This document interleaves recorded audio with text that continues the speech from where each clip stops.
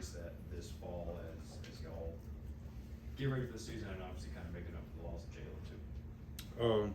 Really just taking it and ran a full head of steam with it. Me, Nas, and Warren, like we talk about it privately. Like we know that we have to be the vocal point of our defensive line and defensive front, and we've talked about it all camp. Talked about it going into the season, and it's just a thing that we all pride ourselves on. And we know it's a big thing that we got to take on. Zion, how do you feel like fall camp went for you, and what do you sort of envision your role being on this defensive line this year? I had a very productive fall camp. I feel like I was very good in my leadership. It was very tough times, a lot of hot days. So that was the guy that was trying to get everybody through and push the guys and tell them, hey, just win this situation, win that situation. If it was third down, 2 minute, things like that. And I really prided myself on that this camp, and I feel like I got better at that. So I feel like it's going to take us a long way throughout the season. Zion, you go up against this offensive line every day, and there are many moving parts to it. But just what makes this group great this year? Just the maulers that we got up front, and it's just not in just our first group, second group as well. Our first 2 groups first 2 or 3 groups can go to any school in the country and play. I feel like, and that's what we pride ourselves on here in the University of Georgia. If a guy goes down, next guy got to be able to step up. So we really believe and pride ourselves on that.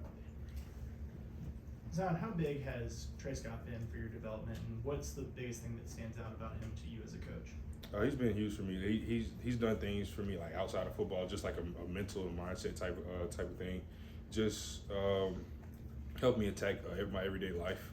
Just giving me knowledge, giving me tools, just to be able to navigate my way through tough situations, whether it's school, life, football. He's been a great pillar in my life these past 4 to 5 years. What's been the biggest thing that's kept you patient for your opportunity here? Just not wanting to be that guy who's 10, 15 years down the road said I could have been this. I just always waited my turn, and it's getting greater for me. And I know this season is what I really need to put myself in that next position to get to the next level. And as well as some other guys on this team like Dan Jackson, he's waited his turn even with injuries. Guys like Nyland Green, he's waited his time since he's been here. So the University of Georgia does that. If you're not ready, we're gonna develop you, and when your time comes, you got to step up and make plays. You've been on some great defenses here the last few years. What's the potential of this one? If we stick to what we do, stick to who we are, this defense can do some unbelievable things. We're very tight knit. We're very tight knit defense as any other year. I just think that we're connected more than a lot of teams, like offensively and defensively. Not just speaking on defense, but I think our connection is really going to take us to where we want to be. Yeah, with all the adversity y'all face in fall camp with the heat and tough situations, do you remember a specific time for you where you had to step up as a leader and either bring younger guys through it, help the older guys push through it? What do you remember a specific instance from fall camp for you?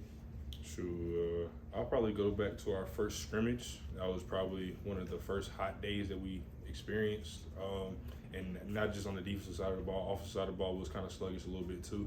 Like we got after each other in some situations, like defense won probably three third down, and the offense probably won 2 minutes, some things like that. And it was just being that vocal guy that guys can look up to and be like, okay, I hear you, and we really got to get better at this. So I feel like that was probably one of the earlier times that we've seen it. Zion, a couple days into game week, just what has practice been like? What's the energy been around the team, knowing or a few days away from going out and hitting somebody else? Game prep has been great. Coach Smart came in on Monday, and he was like, practice for game week versus from a fall camp practice is 2 different things, and guys got to lock in. It's time for the foolishness, time for the silliness to go out the door. You got to come in with a workman's attitude, hard hat, and lunch bill. And I feel like guys have really clicked into that. We've had really two good solid days, and so we just got to finish the week out right, and then just go get ready for Saturday.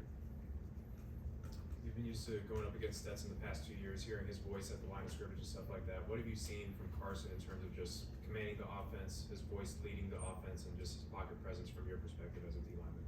So honestly, I've heard Carson command even when he wasn't the starter because like I said, we get guys ready for any situation. Like Stetson could have went down, Carson had to be that guy to be ready to play. So I've heard him command our offense for the past year and a half, and he's stepping into it just like he's always been there. So and I'm just ready to see him go out and do it on Saturdays.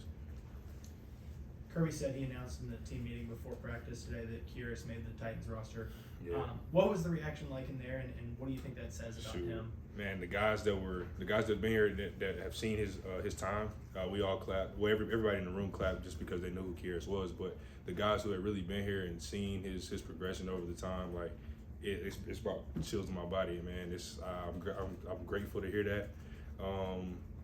Just the injuries and the touches that he didn't get here, I feel like he's gonna get it in the league, and like he just gotta take it by the horns and run with him. How reassuring are stories like Kyrus's or, like Trayvon Walker's even, who sat 2 years and then first round draft pick after 1 year? How reassuring are those types of stories to players like you who've waited your turn? It's great, man. Honestly, and like to Trayvon, I was actually when he got drafted that night. I was there, so it was like a real okay. This could really happen. So and I told myself that, and I knew it was gonna take some time. And I feel like this year I just have to go make 100% of the plays that come to me and 100% of the plays that I'm supposed to make. And I feel like when that time comes, I'll have maximized everything and then just let the chips fall where they may. What are your impressions so far of Jordan Hall, and even how far he's come since he first got here to get ready for his freshman year? Oh, he's come very far. Just as a freshman, learning the defense, getting in shape, getting in playing shape.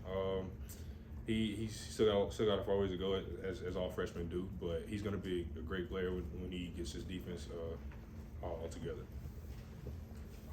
Yeah, as someone who knows what it's like to come in and learn how to play as a freshman and things like that, how difficult is that from a high school perspective, where you're probably the biggest guy on the field, oftentimes a lot of the best player on the field, and then you come here to a place like Georgia where you have Trayvon Walker, Jalen Carter, now yourself, Michael Williams, etc. How difficult of a transition is that?